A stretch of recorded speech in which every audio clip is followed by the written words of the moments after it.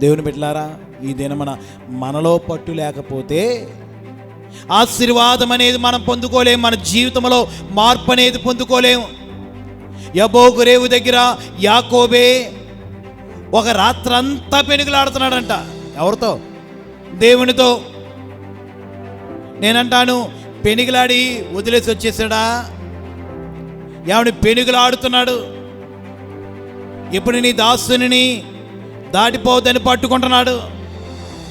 అబ్రహాము కూడా అదే పట్టు. నీవు నా ఇంటిలోనికి వచ్చి భోజనం చేస్తేనే కానీ నిన్ను వదలు.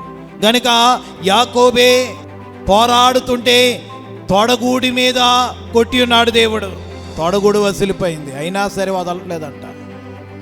ఎంత పట్టు కలిగిన వాడు.